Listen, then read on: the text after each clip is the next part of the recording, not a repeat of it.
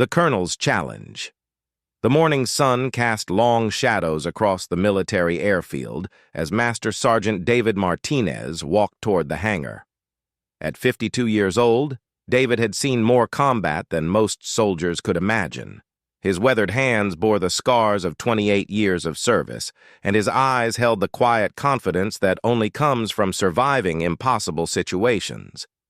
David had recently returned from his final deployment in Afghanistan. After nearly 3 decades in the Army, he was ready to retire and start a new chapter with his family. His wife, Sarah, had been patient through countless deployments, and their teenage daughter, Emma, barely remembered a time when her father wasn't overseas. The airfield buzzed with activity as young pilots prepared for their morning training exercises. Apache helicopters sat like sleeping giants on the tarmac, their sleek black bodies gleaming in the sunlight. David had always admired these machines from a distance. As an infantry soldier, he had called for air support countless times, watching these helicopters provide cover fire that saved his unit's lives. Colonel Harrison Blake strode across the hangar floor with the confidence of a man who had never been told no. At 45, Blake was younger than David, but held significantly more rank. He came from a military family where officer status was expected, not earned through battlefield experience. Blake had spent most of his career behind desks, managing logistics and personnel rather than leading troops in combat. The colonel noticed David standing near one of the Apache helicopters, studying its complex control systems visible through the open cockpit. Blake's lips curled into a smirk as an idea formed in his mind. He had heard stories about this veteran, how David had supposedly performed heroic acts in combat, how other soldiers looked up to him with respect that Blake felt should be reserved for officers. "Well, well," Blake called out loudly, his voice carrying across the hangar. "If it isn't our legendary Master Sergeant Martinez." David turned, offering a respectful salute. "Good morning, Colonel Blake." Blake waved dismissively at the salute, his eyes scanning the group of young pilots who had stopped their preparations to watch the exchange. This was exactly the audience he wanted. "You know, Martinez," Blake continued, his voice dripping with condescension, "I've been hearing quite a few stories about your supposed expertise. The men seem to think you can do anything." David remained silent, sensing that this conversation was heading somewhere he wouldn't like. He had encountered officers like Blake before, men who felt threatened by enlisted soldiers who had earned genuine respect through actions rather than rank. "I was just thinking," Blake said, gesturing toward the Apache helicopter behind David. "Since you're such a hero and all, maybe you'd like to show us what you can really do. Why don't you take this bird up for a little flight?" The hangar fell silent except for the distant sound of jet engines from the runway. The young pilots exchanged glances, clearly uncomfortable with what they were witnessing. Everyone knew that flying an Apache required extensive training and certification. It wasn't something you could just jump into and figure out. Captain Jennifer Walsh, one of the certified Apache pilots, stepped forward. "Sir, with respect, Master Sergeant Martinez isn't qualified to fly the Apache. The training requirements alone take months and—" "Did I ask for your opinion, Captain?" Blake snapped, his eyes never leaving David's face. "I'm simply offering our decorated veteran here a chance to prove all those stories about his capabilities." David understood exactly what was happening. This was a setup designed to humiliate him in front of the younger soldiers. Blake wanted to prove that for all of David's battlefield experience, he was still just an enlisted man who couldn't do what officers could do. "Colonel," David said calmly, "I appreciate the offer, but as Captain Walsh mentioned, I don't have the proper training to operate an Apache helicopter." Blake's smirk widened. "Oh, come now, Martinez. Surely someone with your vast experience can handle a simple machine. After all, you've been telling everyone how you've done impossible things in combat. This should be easy for someone of your supposed talents." The other soldiers shifted uncomfortably. They could see what Blake was doing, but military hierarchy prevented them from speaking up. David felt the weight of their expectations and the sting of Blake's public challenge. Unless, of course, Blake added with mock concern, all those stories about your heroism were exaggerated. Perhaps you're not quite the soldier everyone thinks you are. The challenge hung in the air like a loaded weapon. David realized that no matter what he said, Blake had put him in an impossible position. If he refused, Blake would use it to undermine his reputation. If he accepted, Blake expected him to fail spectacularly, proving the colonel's point about the difference between officers and enlisted men. What Blake didn't know was that David Martinez had a secret that would change everything. During his years of service, David had cross-trained in multiple specialties that weren't in his official record. One of those specialties involved rotary wing aircraft.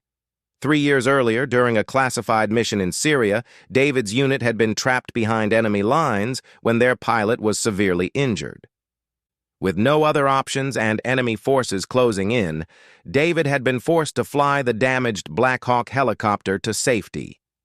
The mission was so classified that his piloting experience never made it into his official military records.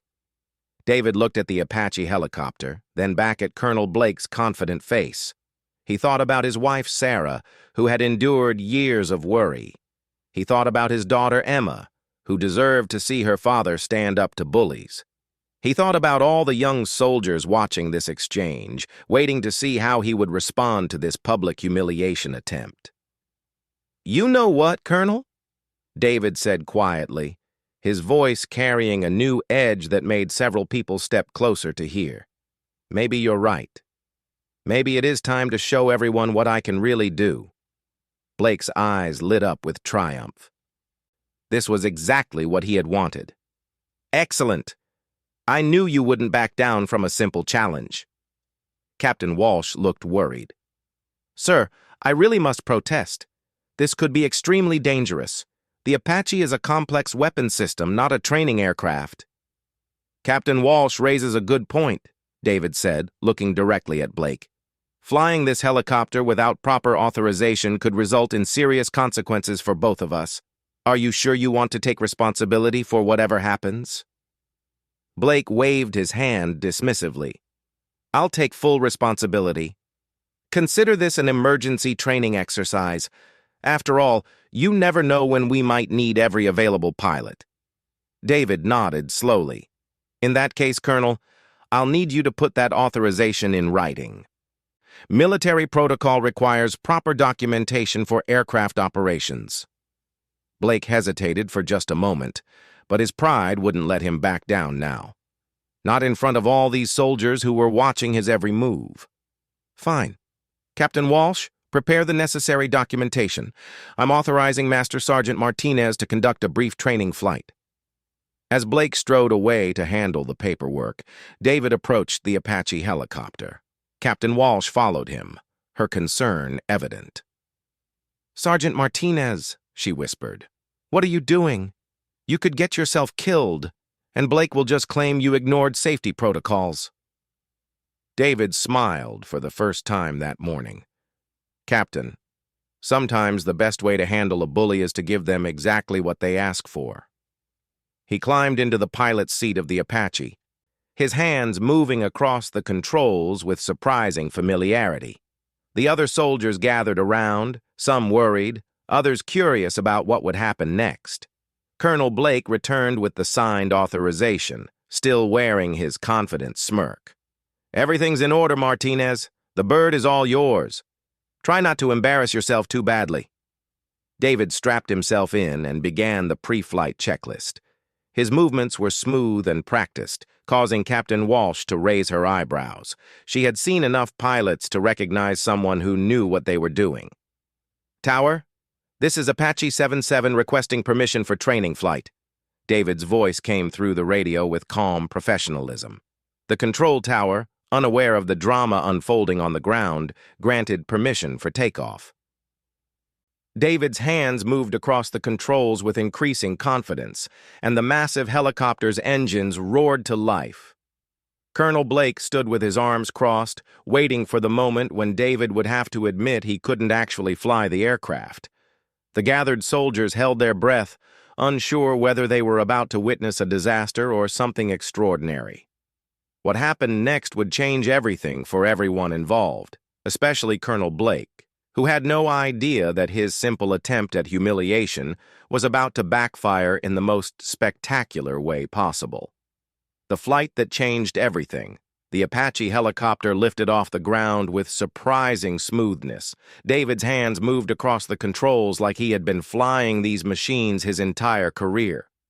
The gathered soldiers on the ground watched in amazement as the massive aircraft rose steadily into the morning sky. Colonel Blake's confident smirk began to fade as he watched David execute a perfect hover, rotating the helicopter to face the crowd below. This wasn't the fumbling disaster Blake had expected. Instead, David was demonstrating precise control that even the experienced pilots found impressive. "How is he doing that?" whispered Lieutenant Rodriguez, one of the newer Apache pilots. "It took me months to achieve that level of stability." Captain Walsh watched with growing interest. She had noticed David's familiarity with the pre-flight procedures, but now she was seeing something that shouldn't be possible. David was flying the Apache like a veteran pilot, not like someone attempting it for the first time. Through his headset, David could hear the confused chatter from the control tower. "Apache 77, your flight pattern is unusually precise for a training exercise. Please confirm pilot experience level." David smiled to himself as he responded. "Tower, this is Master Sergeant David Martinez conducting authorized training under Colonel Blake's direct supervision. Flight proceeding normally." On the ground, Blake was beginning to realize that his plan had gone seriously wrong. Instead of humiliating David, he was watching the veteran demonstrate skills that Blake himself didn't possess. The other soldiers were looking at David with even greater respect, and their glances toward Blake were becoming less admiring. David decided it was time to show everyone exactly what he could do. He had spent years watching Apache pilots perform complex maneuvers during combat operations. He knew what the helicopter was capable of, and more importantly, he knew how to push its limits safely. The Apache suddenly accelerated forward, climbing rapidly as David executed a perfect combat approach pattern. He rolled the aircraft left, then right, demonstrating the kind of aggressive maneuvering that combat pilots used to avoid enemy fire. The helicopter moved through the sky like a predator hunting prey, each movement calculated and precise. "Jesus Christ," muttered Sergeant Thompson, a maintenance crew chief who had worked on Apaches for 15 years. "I've never seen anyone fly like that without at least 500 hours of flight time." David's voice came over the radio again, calm and professional. "Tower, requesting permission to demonstrate combat maneuvers in designated training area Alpha 7. The tower controller paused before responding. "Apache 77, please confirm you are qualified for combat maneuvering." Blake stepped forward and grabbed the radio microphone from Captain Walsh. "Tower, this is Colonel Blake. Pilot is authorized for all requested maneuvers under my direct supervision." David heard the authorization and decided to give Colonel Blake exactly what he had asked for.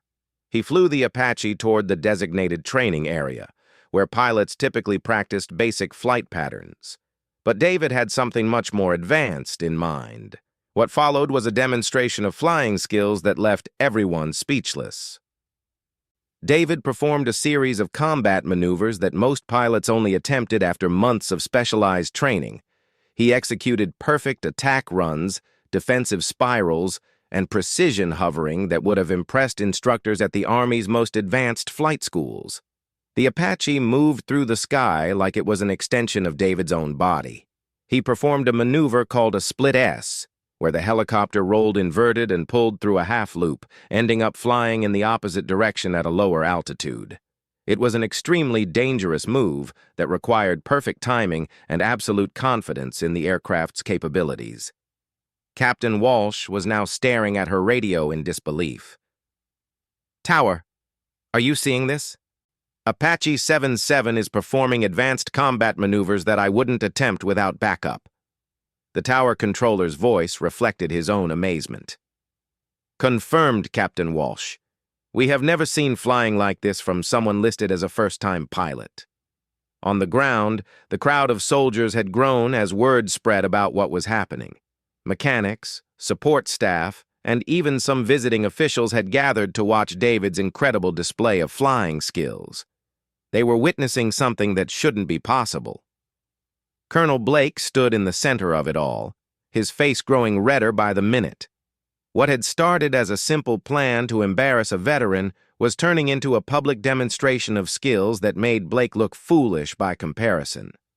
Worse, he was the one who had authorized it, putting his own judgment into question. David's voice crackled over the radio once more. Tower, requesting permission to demonstrate precision landing procedures. Apache 77, you are cleared for landing demonstration. What happened next would become legendary at the airfield. David brought the Apache in for what pilots call a tactical landing, a rapid descent followed by an immediate touchdown with minimal forward momentum. It was the kind of landing used in combat zones where speed and precision could mean the difference between life and death. But David didn't stop there. He lifted off again and performed a series of increasingly difficult landing approaches. He landed on a designated spot no larger than a basketball court, lifted off backwards, rotated 90 degrees while hovering, and set down again in perfect position. The crowd watched in stunned silence as David performed a final maneuver that left everyone questioning what they thought they knew about military hierarchy and qualifications.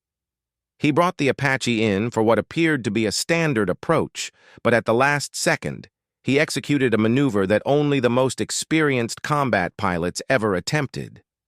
David performed a combat landing, where the helicopter approached fast and low, then flared at the last moment to kill forward speed while simultaneously descending rapidly to the landing pad.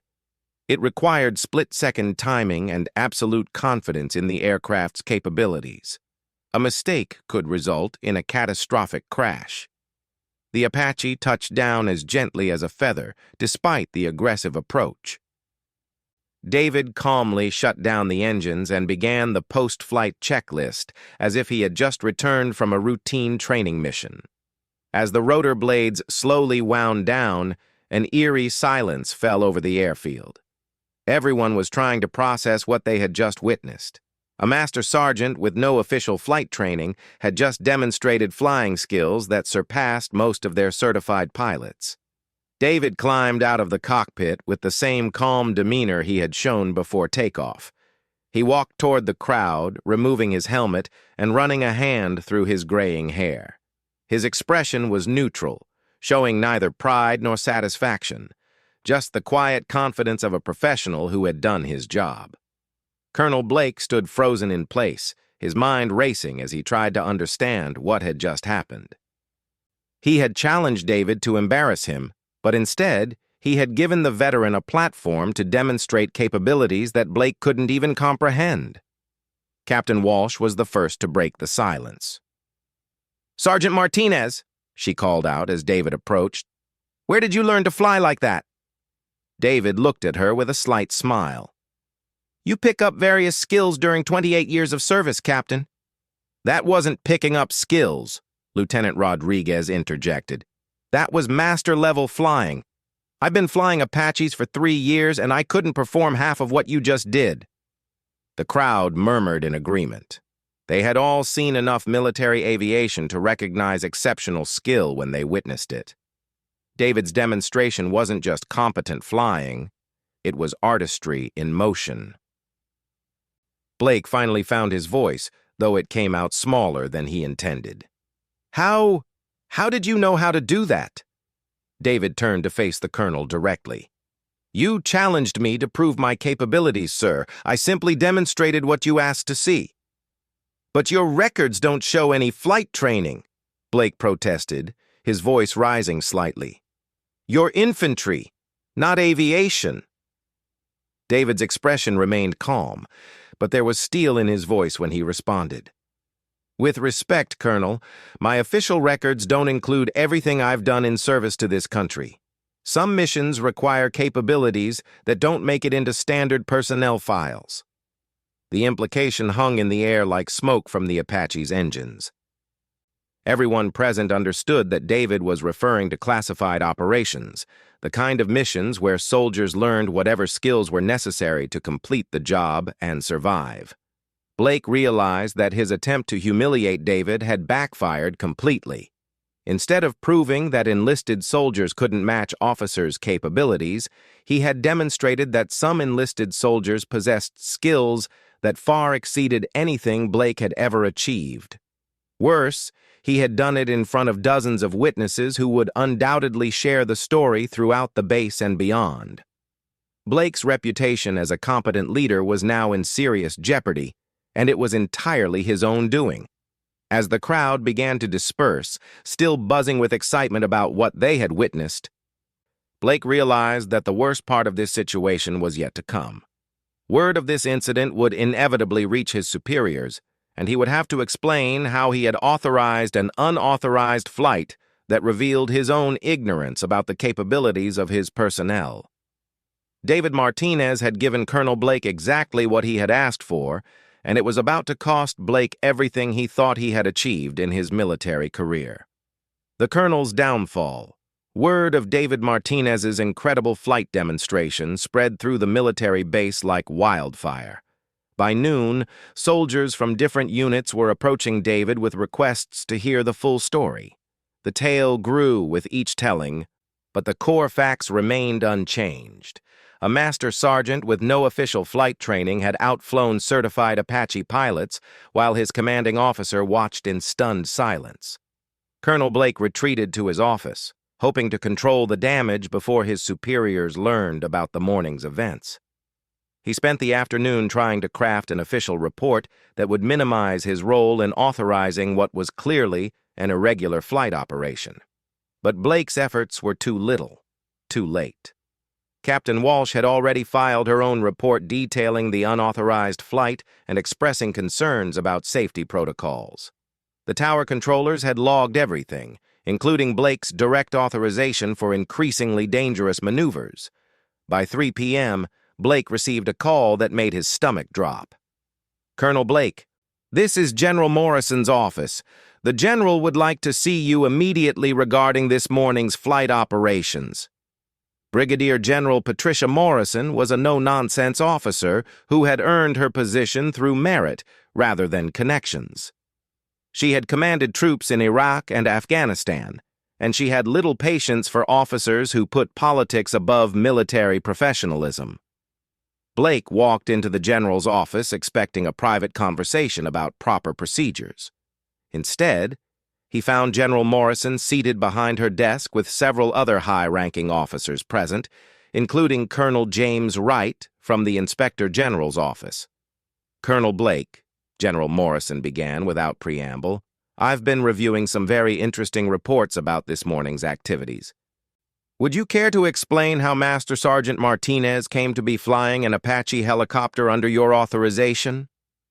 Blake's carefully prepared explanation crumbled under the general's direct gaze.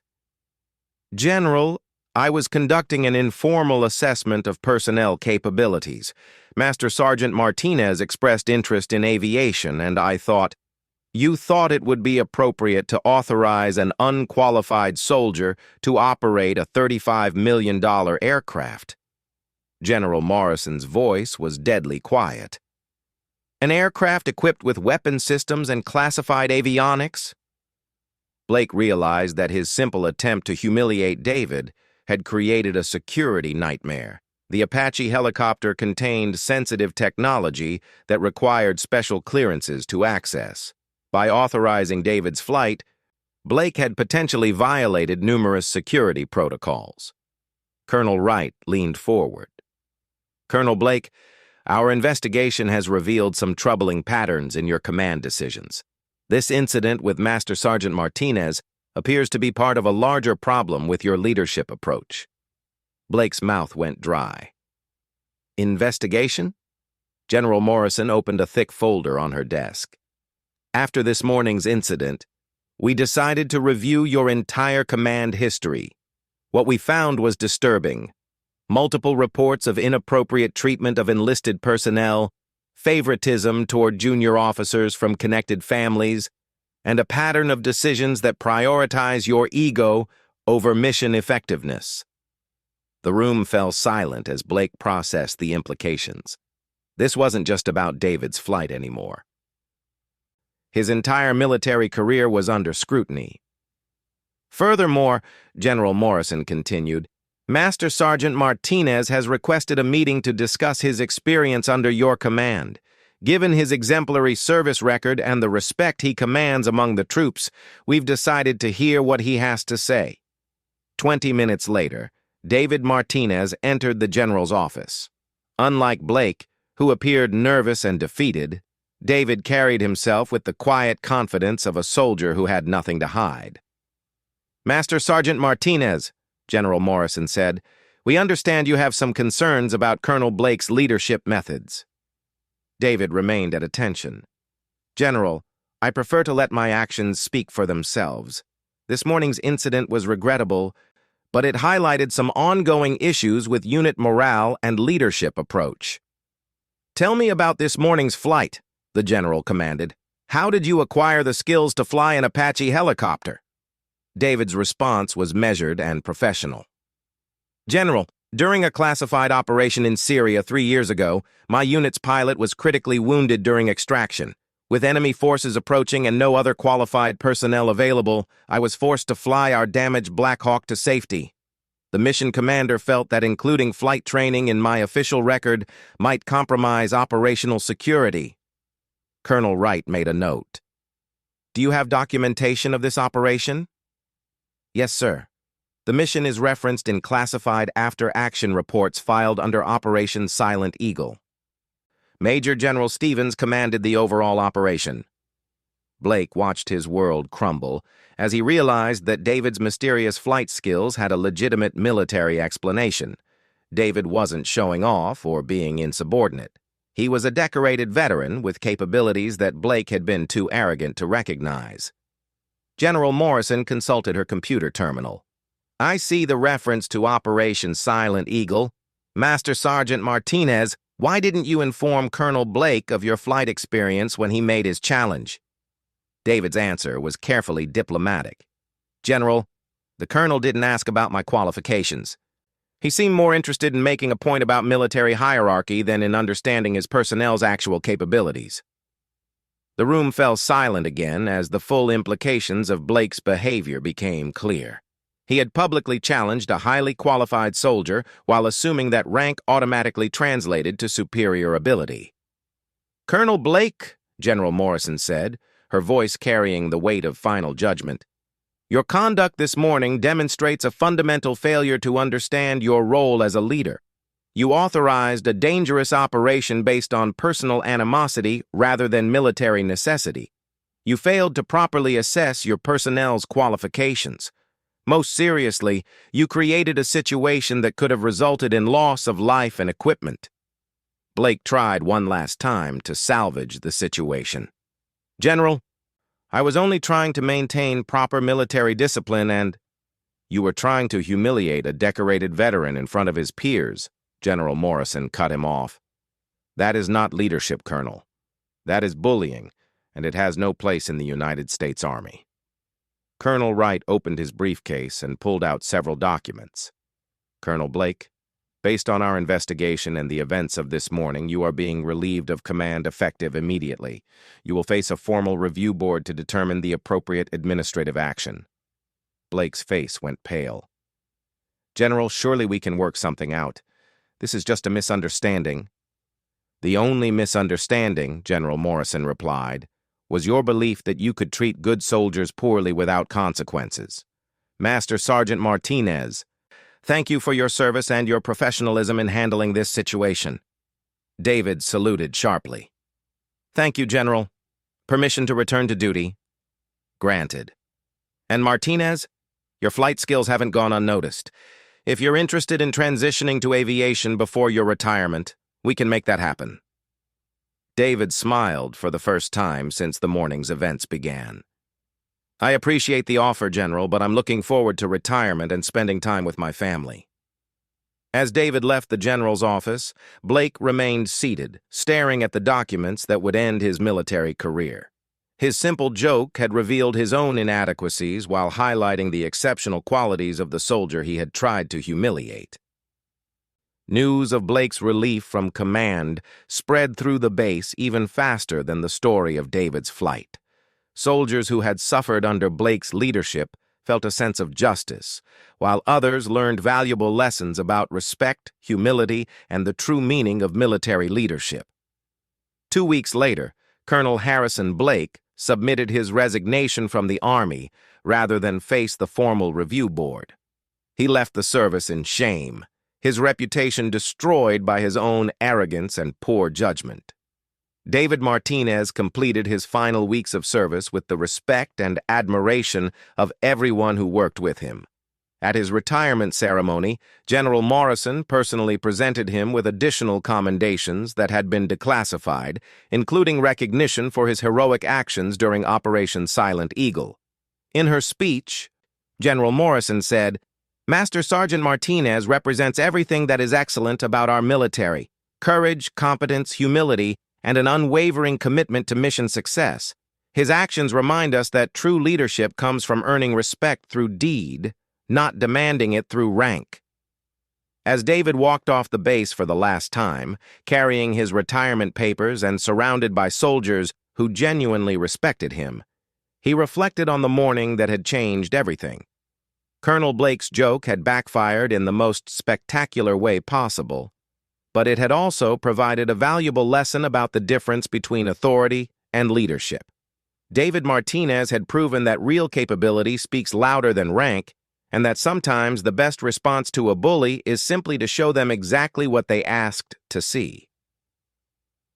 Blake had challenged him to prove his worth, and David had done exactly that, with consequences that Blake never could have imagined.